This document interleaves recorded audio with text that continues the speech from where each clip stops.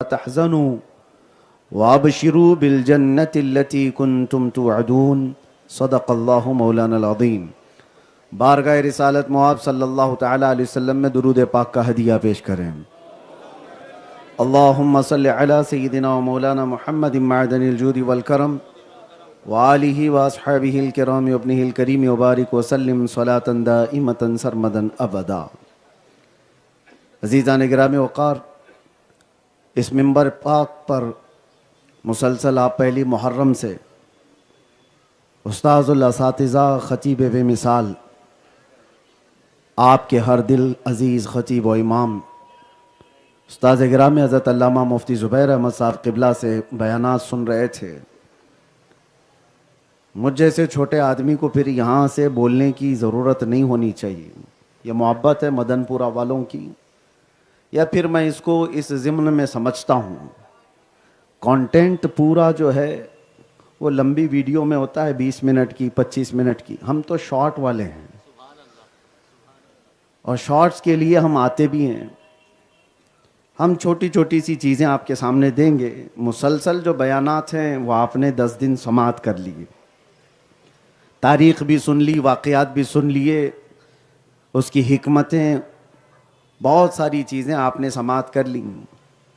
मैं आपके सामने शॉर्ट्स ही दे सकता हूँ और नौजवान इसीलिए आते भी हैं, और जिसको ज़रूरत है वो शॉर्ट्स भी इसलिए कि कभी कभार क्या होता है अज़ीज़ान गिरामी वक़ार, आज के दौर के नौजवानों की बात है कि ये आयुर्वेदिक दवा का इस्तेमाल करने वाले लोग नहीं हैं। इनको क्विक इंजेक्शन चाहिए।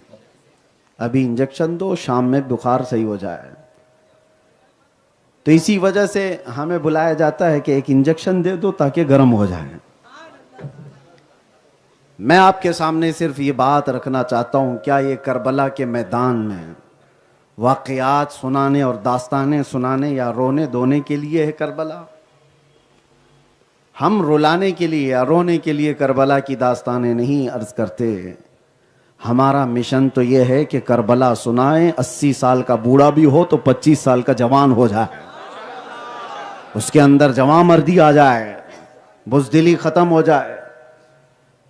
बाकी मौला इमाम हुसैन को सुन करके भी अगर कोई बुज़दिल रहा तो उसने करबला सुना ही नहीं, और फिर ऐसे बुज़दिल को करबला सुनने का हक भी नहीं। सबसे बड़ा पैगाम जो करबला का है वो इस्तिकामत का है। इस्तिकामत किसे कहते हैं? कुरान कहता है इन्नल्लज़ीना क़ालू रब्बुनल्लाह थुम्मा इस्तक़ामू, बेशक वो लोग जिन्होंने कहा हमारा रब अल्लाह है, फिर उस पर जमे रह गए। जमे रह जाना, डटे रह जाना, इसको इस्तिकामत कहते हैं। खड़े रह जाना ये इस्तिकामत है। चाहे जो कुछ भी हो जाए हम डटे रहें, उसको इस्तिकामत कहते हैं। और इस्तिकामत की सबसे बड़ी मिसाल करबला के मैदान में मिलेगी। सरकार सैयदना इमाम आली मकाम ने हर तरह की चीजें देख ली। मेरे अजीजों, शहादतें, कुर्बानियां, वहां की मौतें आम नहीं है। ये सिर्फ और सिर्फ हम कुर्सियों पर बैठ करके सुन के चले जाते हैं। रियलाइज करोगे तो एक बहुत बड़ी बात है। प्रैक्टिकल देख भी नहीं सकते। जरा अपने घर जाओ और अपने बच्चे का कटा हुआ हाथ देख सकते हो? किसी का उखड़ा हुआ नाखून देख सकते हो?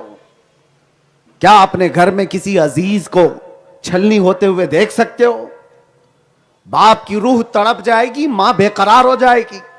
और सरकार इमाम हुसैन ने एक बच्चे के नहीं, अपने खानदान के 22 लोगों की मौतें देखी हैं।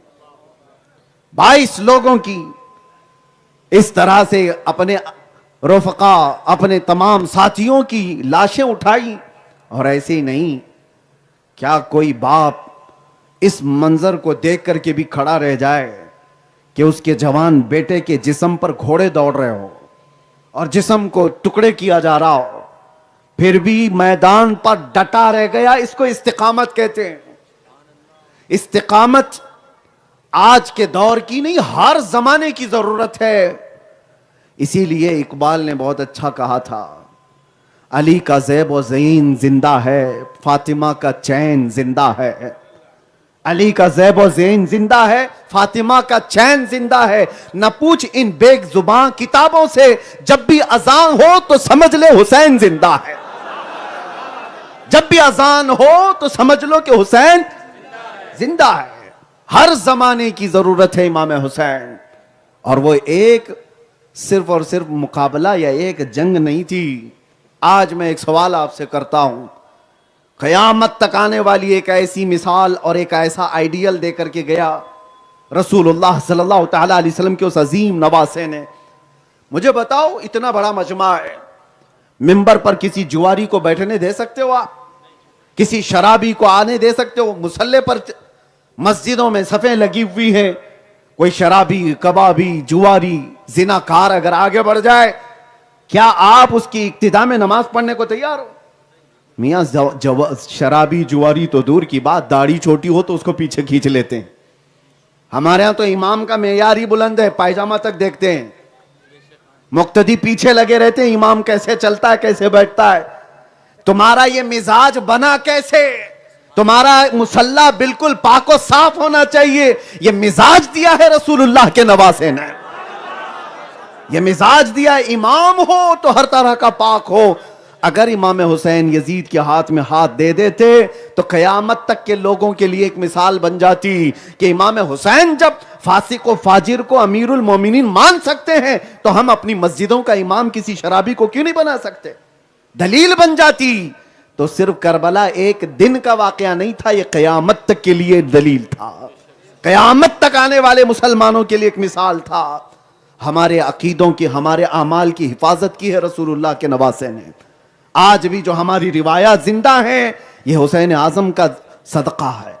हमारे दीन को जिन रिवायात ने जिंदा रखा है वो मौला इमाम हुसैन का सदका है। डर करके, सहम करके जीने वालों के लिए भी एक बात मैं कहूंगा, करबला सुनते हो हर साल, फिर डर कैसे, खौफ कैसे? तुम अगर हुसैनी हो तो यजीदियों से कभी ना डरो। एक बात हमेशा याद रखना, कुछ बातें मैं बताऊंगा तो लोगों को बहुत जल्दी क्लिक हो जाएंगी मैं क्या कह रहा हूं। यजीद का जैसे ही दौर आया, खलीफा बनने का उसने ऐलान किया, तो जानते क्या किया? गवर्नमेंट जब काबू में आई तो सबसे पहले उसने जितने बड़े बड़े लोग हैं सबको जबरदस्ती उठवाया, धमकियां दी, मेरी हुकूमत को मान लो या तो फिर अंदर कर दिया जाएगा, गिरफ्तार किया जाएगा, कैद किया जाएगा या मारा जाएगा। कुछ लोगों को जो जमीर फरोश हैं उनको पैसों से खरीद लिया गया। तो समझ में आ रही है बात? जब भी कोई जालिम तख्त पर बैठे तो जो असर और रसूख वाले हैं उनको या तो खरीदा जाएगा या अगर बिकते नहीं हैं तो जेल डाला जाएगा, और जेल में भी अगर इनका कुछ सौदा नहीं हुआ तो फिर मौत के घाट उतार दिया जाएगा। तो आज तो तुम देख रहे हो, ये तो 1400 साल पहले रखी हुई नींव है। आज ये सब खरीदो फरोख्त जो हो रही है वो यजीदी औलाद की है, वो उसका मिशन है, और जो बिक गया बिक गया। लेकिन यजीद ने यह सोचा था कि तख्त मेरे हाथ में आया है, अच्छे अच्छों को मैंने अपना हमनवा बना लिया। मुल्क शाम में, कूफा में, बसरा में, इराक में, मिस्र में, हत्ता के हिजाज में अपने हमनवा बना लिया, सबको अपना उसने बना लिया जिस जिस तरह से। और एक काम किया गया था, आप जहन हाजिर रखना और आपको सब समझ में आएगा। यजीद ने चंद लोगों को पाला हुआ था, वो जाते थे हुकूमत का नैरेटिव बनाते थे, यजीद की अच्छाइयां बयान करते थे और सब से कहते थे यजीद जैसा ताकतवर सिपहसालार कोई है नहीं, उसको मान लेने में सबकी भलाई है, इस्लाम की ताकत है, हुकूमत मजबूत होगी। आज भी पाले हुए लोग होंगे, आपको समझ में आ रही होगी बात। यजीद उस वक्त कुछ लोगों को मोहल्लों में छोड़ रखा था, जाओ सबके सामने हमारी एक अच्छी इमेज बनाकर बताना, अच्छी अच्छी बातें हमारी सुनाना लोगों को। एक झूठ को 100 बार बोल बोल करके लोगों के दिमाग में डाला जा रहा था कि यजीदी अमीरुल मोमिनीन है। अच्छे अच्छे लोग भी सुनने लग गए थे कि अरे मान लेना चाहिए, अब हालात तो ऐसे हैं। ये गोदी मीडिया उस जमाने का था जो ये काम कर रहा था यजीद के पैसों पर। और हूबहू ये सारी चीजें हम देख रहे हैं। कुछ नया नहीं है मेरे अजीजों, कुछ नया नहीं है। तो फिर डर किस बात का, डर किस बात का? कुछ नया नहीं है। यजीद ये सारे काम कर रहा था।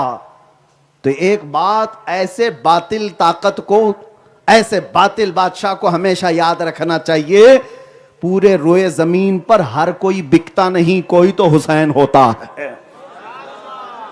ऐसा नहीं है कि माल से हर एक को खरीद लिया। की मक्का में करने की कोशिश की, फिर आखिर में ये जो जंग हुई, बहुत सारे लोग इसको बताते हैं ये एक सियासी जंग थी, एक सियासी जंग थी।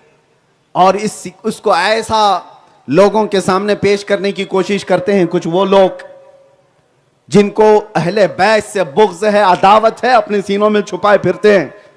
और वो यजीद को पता नहीं क्या क्या अपना अमीर मानते हैं। उन लोगों की बात मैं कह रहा हूं। इस जंग को सियासी जंग कहते हैं। ये सिर्फ सियासी जंग अगर होती तो इमाम हुसैन भी हजारों का लश्कर लेकर के निकलते, सिर्फ 72 लोगों को लेकर नहीं जाते। और ऐसे भी बुरे दिन उस वक्त नहीं थे कि इमाम हुसैन पुकारें और मक्का और मदीना जमा होकर के ना आ जाए। वो रसूलुल्लाह का नवासा है, फातिमा जहरा का चैन है, हैदर कर्रार की आखिरी निशानी है, हैदर कर्रार के लखते जिगर हैं। उन्हें पूरी दुनिया को उस वक्त पता था अगर हुसैन आवाज दें तो मजमा जमा हो ही जाएगा। हुसैन आजम अगर सियासत की जंग लड़ना चाहते थे तो हजारों लोगों को जमा करके उस मुकाबले में जाते। नहीं, कोई 6 महीने का बच्चा अपना लेकर के जाएगा, अपनी बीवियों को और अपनी बहनों को, अपनी औरतों को, बेटियों को लेकर के जाएगा। सियासी जंग लड़ने के लिए कोई नहीं जाएगा। वो इस्तिकामत का इम्तिहान देने के लिए निकले थे। और फिर कयामत तक आने वालों के लिए मिसाल बन गई मेरे अजीजों कि हर कोई इस तरह के दौर आते रहेंगे। फिर से आने का है एहतमाल यजीदियत का दौर। फिर जहाने नौ को है तेरी जरूरत ए हुसैन। मैं ये कहता हूं, हर दौर में यजीद जन्म लेते हैं और हर दौर में शब्बीर पैदा होते हैं। आप किस पार्टी के हो फैसला कर लो। हवाओं के साथ बह जाओगे या हक के साथ खड़े रहोगे। बातिल के तूफान बहुत तेज आते हैं और कितने लोगों का जमीर बिक जाता है, ईमान का सौदा हो जाता है। ये वो तूफानों के दौर में हम जी रहे हैं। हम तो देखे हैं बहुत सारे हालात, कितने ऐसे हालात हमने देखे हैं। पगड़ियां पहनने वाले, जुब्बा पहनने वाले पीराने इज़ाम भी उनके चुगे में बैठे हुए नजर आए हमें। हमने देखा है कौम की मुखबिरी करने वाले जो यहां पर अच्छे चेहरों के साथ मौजूद रहते हैं, लेकिन ये गद्दाराने जमात किसके साथ हैं? वो यानी वो सिर्फ और सिर्फ ताकत और कुव्वत के साथ हैं। आज ताकत इनके पास है तो हम इनकी बोली बोलेंगे, इनको हक से कोई सरोकार नहीं। मैं अपने बच्चों से और जवानों से एक बात कहता हूं, इतना न गिरो कि तुम्हारा जमीर मुर्दा हो जाए, तुम्हारे अंदर का ईमान खत्म हो जाए। हमेशा एक बात तो याद रखो, तुम जिस दीन पर कायम हो ये रसूलुल्लाह का इस रुए जमीन पर सच्चा दीन है। और इससे बेहतर दीन तुम बताओ मुझे। अगर तुम इससे वाबस्ता हो तो इसके साथ खिलवाड़ ना करो, अपने जमीर का सौदा नहीं। मुझे हैरत इस बात की हुई, मैं 3 बार अब बयान कर चुका। दर्द होता है तो बयान करते हैं। 2 भाइयों में झगड़ा हुआ जमीन को लेकर के। यूपी का एक वाकया मुझे बताया गया कल ही। जमीन का झगड़ा हुआ, छोटे भाई के हक में जमीन आई। बड़े भाई ने करीबी लीडर को जा करके, जो जालिम किस्म का है, उससे कहा मेरे ख्वाब में सपने में आया था कि वहां एक मंदिर था। छोटे भाई के हक में जमीन आई हुई है, इसीलिए इसने जाकर भड़काया और सामने वाले को उकसाया। जिस तरह से भी वो जमीन हड़प करके वहां पर उसने मंदिर बनाया। किस लिए? इतना भी जमीर का सौदा न करो कि तुम्हें अपने भाइयों को नीचा दिखाने के लिए कभी ऐसी हरकत करनी पड़ जाए। आपसी चपकलिश किसी की होती है, अरे जवान मर्दी है तो आमने सामने लड़ो, मुनाफिकत ना करो। अजीजा ने गिरामी वखार, इस्तिकामत किसका नाम है? इस्तिकामत यही मैदान है जहां तुम्हें हर तरह की चीजें पुकार रही होंगी अपनी तरफ, और जमे रहे, डटे रह गए तो कुरान क्या कहता है? इन्नल्लज़ीना क़ालू रब्बुनल्लाहु सुम्मा इस्तक़ामू बेशक वो लोग जिन्होंने कहा हमारा रब अल्लाह है, फिर उस पर जमे रह गए, ततनज़्ज़लु अलैहिमुल मलाइका, अल्लाह के फरिश्ते उसकी मदद के लिए उतरते हैं, अल्लाह के फरिश्ते उसकी मदद के लिए उतरते हैं। जमे रहो, डटे रहो, हालात जिस तरह के भी आए, तुम्हारा ईमान से डगमगाना नहीं है, तुम्हारा कदम फिसलने ना पाए। तुम न माल की तरफ, न शबाब की तरफ, न कबाब की तरफ, तुम्हारा दीन इतना हल्का नहीं है। क्या रसूलुल्लाह सल्लल्लाहु अलैहि वसल्लम के उन जानिसारों को देखते हो? मैदान यानी खंदक की जंग का माहौल है, मदीने के बाहर खंदक खोदी जा रही थी 1 महीने तक, सहाबा भी उसमें शामिल हैं। जंगे खंदक नाम सुना होगा, इसको कुरान पाक में सूरतुल अहज़ाब में बयान फरमाया अल्लाह ने, उसको जंगे अहज़ाब भी, ग़ज़वे अहज़ाब भी कहते हैं। इस जंग में जो सहाबा शामिल थे, फाका ऐसा था कि पेट पर पत्थर बांधे हुए थे, खाने की चीजें नहीं थी उस वक्त, लेकिन सामने 12,000 का लश्कर था। ये जंगे खंदक की बात कर रहा हूं, 12,000 का लश्कर।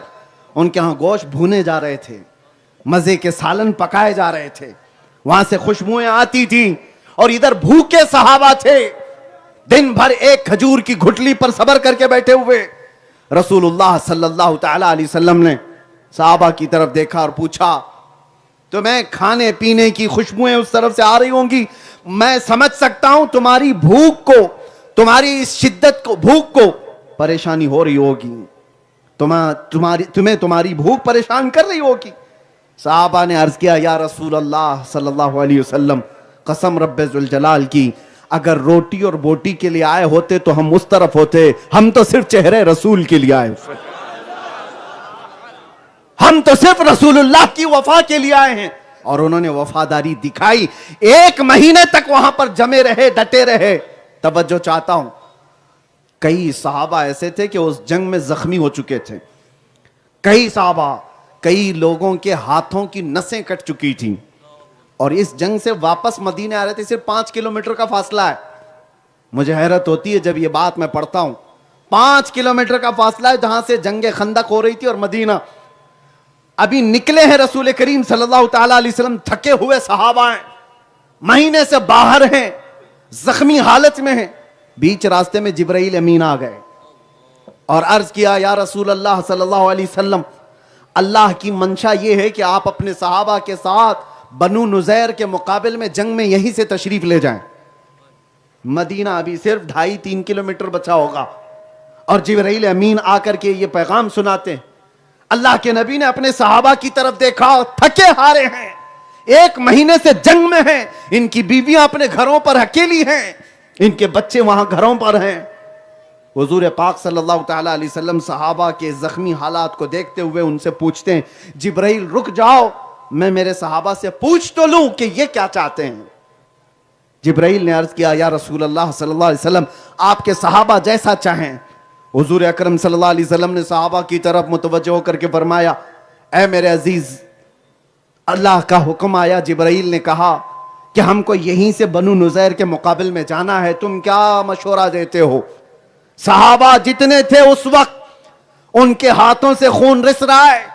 कोई एक कह सकता कि बीवी से बात करके आऊंगा, घर का राशन भर के आऊंगा, मरहम पट्टी करके आऊंगा। रिवायात ये बताती हैं, सबने एक जबान होकर के कहा था, या रसूल अल्लाह, देर किस बात की, यहीं से चले, हम ईमान लाए हैं आपकी जुबान पर। वो इस्तिकामत था मेरे अजीजों। मेरे मुस्तफ़ा करीम सल्लल्लाहु तआला अलैहि वसल्लम ने जो सहाबा बनाए थे, वो बिकने वाले लोगों में से नहीं थे। वो आसाब, मसाइब और आलाम से घबरा करके अपने पट्टे बदलने वाले लोग नहीं थे। उनको जिंदगी ने बहुत आजमाया है, बहुत आजमाया है। यहां पर थोड़ी सी मुसीबत क्या आ गई कि शाम में ये पार्टी बदल लेगा। हाँ, सुबह कहीं और, नाश्ते में कहीं और था, और लंच में कहीं और है, और फिर पता चला डिनर में किसी और के साथ बैठा है। सब पट्टे बदले हुए हैं। ये क्या जमीर है, क्या ईमान है। ईमान हो तो ऐसा कि मौला इमाम हुसैन रदी अल्लाह तआला अन्हु ने करबला के मैदान में जो आखिरी खुतबा दिया था, अपने खानदान वालों से और अपने रुफका से कहा भी था कि यजीद का जो मामला है वो मुझसे है, तुमसे नहीं है। उसको जो दिक्कत है वो मुझसे है, और ये कूफियों को जो भेजा है मेरे मुकाबिल में भेजा, तुमसे उसको कोई सरोकार नहीं। मैं खुली इजाजत देता हूं, तुम सबके सब मदीने वापस लौट जाओ या मक्का वापस लौट जाओ। हुसैनी कौन होता है? हुसैनी कौन होता है? कान खोल करके सुनो। मौला हुसैन के इस पैगाम के बाद सब तो ये कह सकते थे मेरा क्या लेना देना है इनसे, खामखा मैं क्यों जंग में फंसूं। जो आज कहा जाता है, अरे हमारे बगल में बैठे हुए किसी को भी डर लगता है इनके साथ फोटो आ जाएगी तो मैं भी केस में शामिल हो जाऊंगा, नंबर मेरा भी लग जाएगा। वो मौला हुसैन के रुफका जो साथ थे, जब पैगाम सुनाया इमाम हुसैन ने, मदीने जा सकते हो, मक्का जा सकते हो, शहजादे क्या साथ आए हुए सबों ने खड़े होकर कहा सरकार आप क्या बात कर रहे हैं, आपके बाद जीना किसको कहा जाता है? अगर आप ना हो तो जिंदगी क्या है? कसम रब्बुल जलाल की, उस वक्त तक हम आपको मैदान में कदम रखने न देंगे जब तक हमारे जिस्म में खून का आखिरी कतरा बाकी है। मुसीबतों के साथ हक के साथ खड़ा होना यह हुसैनी किरदार है, हुसैनी किरदार है। मुसीबत देखा तो पल्ला बदल लिया, भागे या इधर से उधर, यह पैगाम नहीं है करबला का। हाँ, और आपको एक पैगाम ये भी मैं देना चाहता हूं, दोस्तों के लिए मरते रहते हैं लोग, माँ बाप को टुकरा करके बैठे हुए लोग हैं, बहुतों को देखा है हमने। कहां भागा फिर रहा है ये नौजवान दोस्तों की यारी में? दोस्त होता कौन है? हाँ, ये आज तुम्हारे पास पैसा है, तुम्हारे पास रंगो रोगन है, तुम्हारा चेहरा चमकता है, तुम्हारा जिस्म है, इसलिए भीड़ है मक्खियों की जो गूड़ खाने आए हुए हैं। दोस्त नहीं होते। दोस्त को मौला अली करमल्लाहु वजहुल करीम फरमाते हैं, मुसीबतों के वक्त जो तेरे साथ खड़ा रहा वो दोस्त है। और हकीकत में दोस्त वो है जो तेरे कदम के डगमगाने के वक्त तेरा हाथ पकड़ ले और कहे अल्लाह तुझे देख रहा है। ये नहीं कि चल मौज मस्ती करेंगे, मैं भी साथ हूं तू भी साथ है, और इधर पैसे उड़ गए तो कहा जा भाई तेरे साथ तो अब बनती नहीं है मेरी। हाँ, बहुतों की दोस्तियां इसी तरह है। तुम्हें होश उस वक्त आएगा जब तुम्हारा लुट जाएगा, होश उस वक्त आएगा जो दोस्त बनाए तुमने जिस दिन तुम्हारा जनाजा जाएगा कब्रिस्तान में, और रख करके जो लोग मट्टी डालकर जा रहे होंगे, एक घंटा भी कोई दोस्त बैठने को तैयार नहीं होगा। हाँ, 3 मुट्ठी डाला कि वो निकल पड़ा, और कितने तो नमाज के बाद निकल गए, कहां कब्रिस्तान तक आए। क्या दोस्ती निभाई? दोस्तों को आपने निभाने के लिए अपने माँ बाप को छोड़ दिया है, अपने सगे भाइयों को छोड़ दिया है दोस्तों के लिए। माँ पूछती रहती, इंतजार करती रहती, बेटा घर क्यों नहीं आया? दोस्तों के साथ नुक्कड़ पे खड़ा था, गप्पे मार रहा था, कुछ काम नहीं था। वो माँ जो तुझे 9 महीने पेट में रखी, उसका कोई हक ही नहीं उसके साथ बैठ करके थोड़ा खाना खा ले? नहीं है। तुम्हें दुनिया ने फेर रखा है दोस्ती का नशा चढ़ाकर। उस वक्त समझ में आएगा जब कब्र में रखा जाएगा। फरमाया गया ये पुकारता रहेगा, फला मेरे दोस्त कहाँ हैं, फला मेरे दोस्त कहाँ हैं जिनके साथ रातों की महफिलें चलती थी, फला कहाँ है? कोई नहीं होगा। उस कब्र की अंधेरी रात में एक साथ आएगी, वो आमिना के लाल की होगी, उसके सिवा कोई नहीं आएगा, उसके सिवा कोई नहीं आएगा। अजीजा ने गिराम औकात, सरकार इमाम हुसैन के दोस्तों की तरह दोस्त हो तो हकीकी वो दोस्त कहलाता है।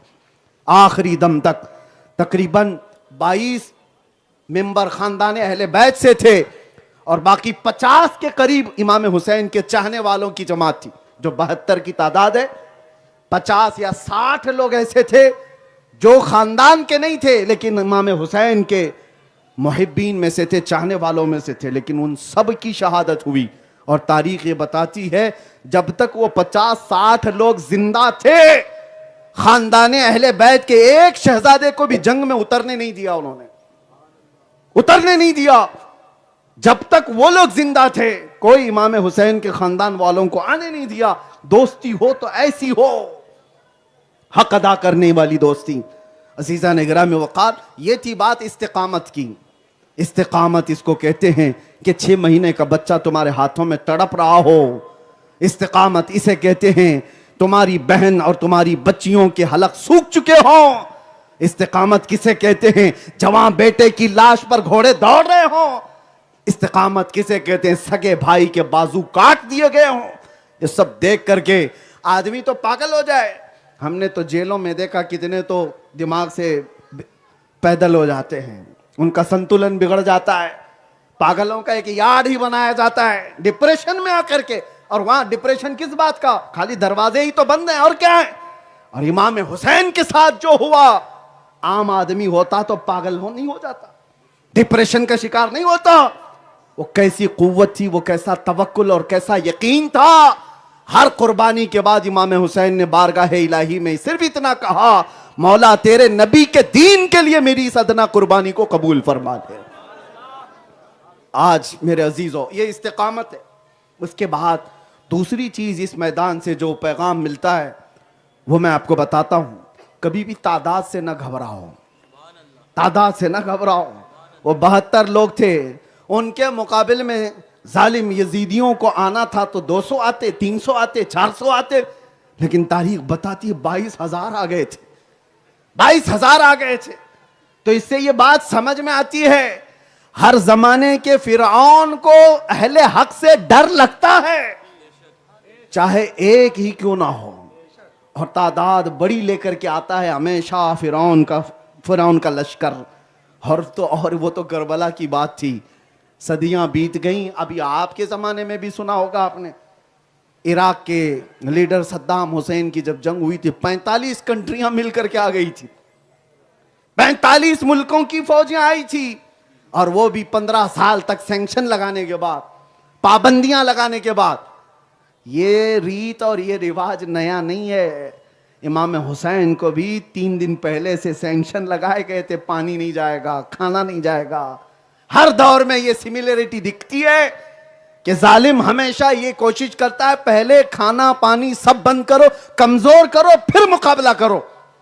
अरे तुम्हारे अंदर हिम्मत होती, जवां मर्दी होती, तो शिकम सैर शेर से मुकाबला करके तो देखते। और ये जमाने की हमेशा काविशें रही। एक और तारीख आपको बताऊं, 1857 में जो हमारे इस मुल्क की आज़ादी की लहर दौड़ पड़ी थी, 30,000 उलमाए कराम को शहीद किया गया था। 30,000 उलमा अहले सुन्नत शहीद हुए हैं। उनमें एक आलिम दीन है किफायत अली काफी, मुरादाबाद शहर के। जुबान में अल्लाह ने ऐसी तासीर दी थी कि जब बोलते थे तो लोगों का इश्क मचल मचल करके उछलता था। और जाहिर सी बात है, जालिमों को हमेशा ऐसे बोलने वालों से तकलीफ रहती ही है। उनको पता है इनकलाब आएगा तो इनकी जुबानों से आएगा। उलमा के मुखालिफ हर जमाने में रहे, बिकाऊ उलमा के नहीं, उनको तो सीट के बाजू बिठाया जाता है। लेकिन अगर कोई हक बात बोले या इश्क रसूल की बात करे तो सारी बेड़ियां उसके अतराफ घुमा दी जाती। किफायत अली काफी का जिक्र मैं क्यों कर रहा हूं, ये वो आशिक रसूल है। जब सूली पर इनको ले जाकर के चढ़ाया गया था, उनके मशहूर ज़माना ये अशार हैं, कोई गुल बाकी रहेगा न चमन रह जाएगा, पर रसूलुल्लाह का दीने हसन रह जाएगा। उनको सूली पर चढ़ाया था अंग्रेजों ने, और उस वक्त उनसे पूछा गया था आखिरी कोई ख्वाहिश है तो बताओ। उन्होंने कहा था एक बार नाते रसूल पढ़ करके जाना चाहता हूं, और पूरे मजमे को सुना करके गया था। वो किफायत अली काफी अपने वक्त का कलंदर, डरा नहीं, माथे पर शिकन नहीं। बोल तो सकता था बीवी से मिलके जाऊंगा, बोल तो सकता था बच्चों को नसीहत करके जाऊंगा, कुछ खा करके जाऊंगा। जैसे आज के जमाने में किसी को फांसी होती है तो सुना है बिरयानी खाने की ख्वाहिश हो जाती है, टमाटर खाने की ख्वाहिश हो जाती है। मगर आशिक रसूल बिरयानी टमाटर वाला नहीं होता। आखिरी सांसों में भी वो अपने नबी को याद करके जा रहा है।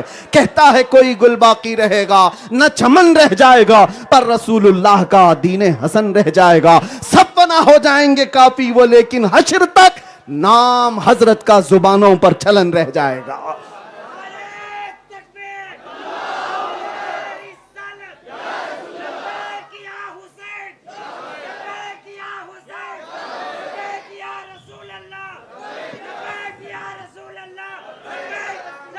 तवज्जो मेरे अजीजों, किफायत अली काफी रहमतुल्लाह ताला अलैह के मुतालिक क्यों?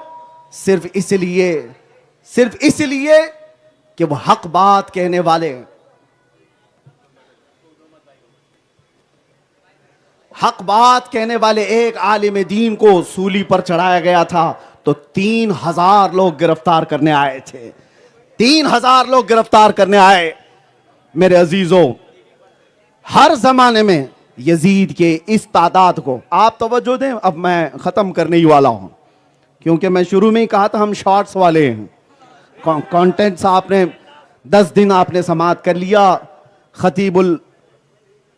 खतीब बेमिसाल हज़रतुल अल्लामा मुफ्ती ज़ुबैर अहमद साहब क़िबला से आपने पूरे 10 दिन के बयान सुन लिए। हम तो मुख्तसर आपके सामने पैगाम देने आए हैं। सरकार इमाम हुसैन रदी अल्लाह ताला अन्हु की शहादत एक इस्तिकामत है, और उसके अलावा सब्र और रजा का ऐसा पैकर, तादाद का कोई मुआजना नहीं है, कोई मुआजना नहीं दोनों फौजों में, लेकिन फिर भी जमे रहना और डटे रहना।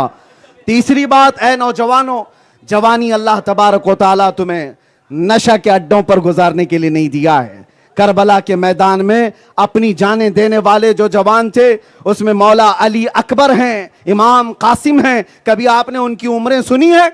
इमाम कासिम की उम्र 19 साल की थी, हजरत अली अकबर की उम्र 22 साल की थी। ये 22 साल के जवान, 19 साल के जवान करबला के मैदान में आए, जिनको खुद उनके बाप सवार करके भेज रहे हैं। कभी आपने सोचा हमारी 19 साल जवानी कहां गुजरी थी, हमारी 22 साल जवानी कहां गुजरी थी?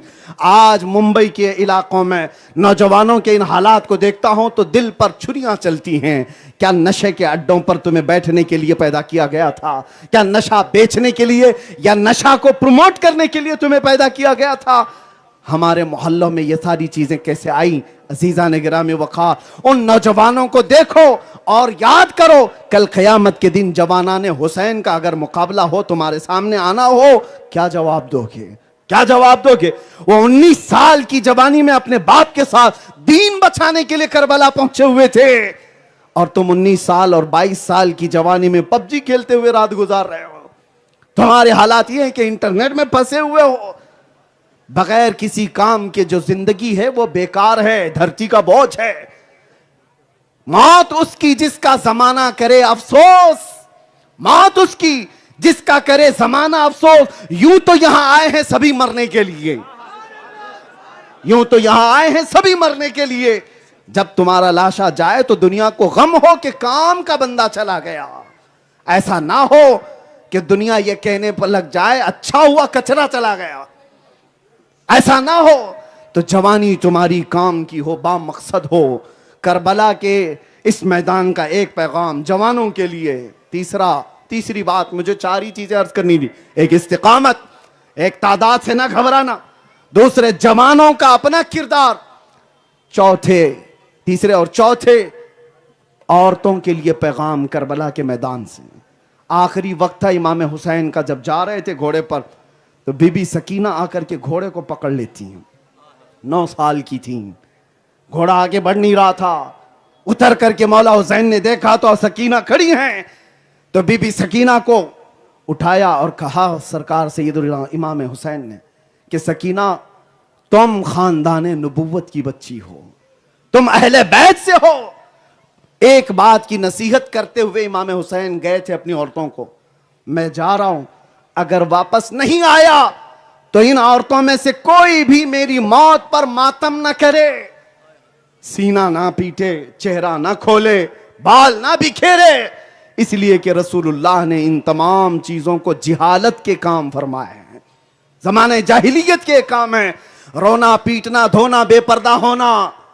और तारीख ये बताती है कि इमाम हुसैन की शहादत हुई, उसके बाद भी रसूलुल्लाह के घर वालों की बीवियों का पर्दा सलामत रहा। उस मैदान में भी सबका पर्दा सलामत रहा। और आओ अपने शादियों के महलों में देखो इनके पर्दे कहां चले गए, इस्लाम कहां चला गया। जवान तो बाहर नारे लगा रहा है, इस्लाम जिंदाबाद, इस्लाम जिंदाबाद। तुम्हारी बीवियों पर क्या हो गया? इस्लाम जिंदाबाद नहीं। बेटियों पर इस्लाम जिंदाबाद नहीं। इनके पर्दे कहां चले गए? अक्सर आज बेपर्दगी इतनी आम हो गई। मेरे आका की हदीस सुना करके जाता हूं, हुजूर पाक सल्लल्लाहु अलैहि वसल्लम ने फरमाया 3 चीजें जब देख लो तुम इस दुनिया में, उलमा बेअमानत हो जाएं, उलमा की दयानतदारी खत्म हो जाए, मालदारों के अंदर से सखावत खत्म हो जाए, तीसरे नंबर पर औरतों की हया खत्म हो जाए, तो समझ लो कि इस रुए जमीन पर से खैर उठा लिया गया। और फिर फरमाया इस जमीन पर ऊपर रहने से बेहतर है जमीन के अंदर चले जाना। मेरा ये आखिरी पैगाम था मेरे अजीजों, अपनी औरतों को, अपनी बच्चों को, अपनी बच्चियों को बचपन से पर्दे का एहतमाम करो। अगर हुसैनी हो तो पर्दे का एहतमाम। बच्चियां तुम्हारी आवारा ना हो, बच्चियां तुम्हारी लोगों को दिखावे के लिए नहीं है, बच्चियां ये अमानत है शरीयत मुस्तफ़ा की। ये सारे पैगामात इमाम हुसैन के करबला के मैदान से निकले। मैं समझता हूं कि हुसैनी होगा तो इस बात को समझेगा। आखिर में मैं इन अशार में इस पूरे वाक़े को सुनाता हूं। कल मैं तौहीद है तेरी शहादत ए हुसैन, तू ना होता तो न रह जाती सदाकत ए हुसैन। मिल्लत इस्लाम को मिलता है एक दरसे हयात, क्यों ना हम मनाएं तेरा यौम शहादत ए हुसैन। तेरी कुर्बानी ने कर दिया इस्लाम को जिंदा, वो रहेगा ताअबद तेरी बदौलत ए हुसैन। फिर से आने का है एहतिमाल, यजीदियत का दौर फिर से जहाने नौ को है तेरी जरूरत ए हुसैन।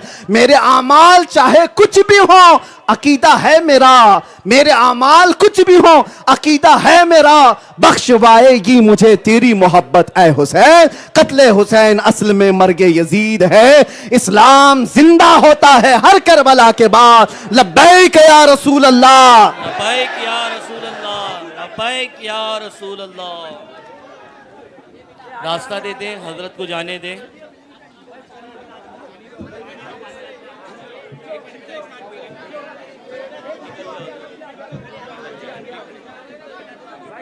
रास्ता दे दें, बीच से जो रास्ता बना दें, वॉलेंटियर हजरात रास्ता बना दें। या नबी सलाम अलैका, या रसूल सलाम अलैका, या हबीब सलाम अलैका, सलवातुल्लाह अलैका। रास्ता बनाए वॉलेंटियर हजरात, रास्ता बनाए। चलो चलो।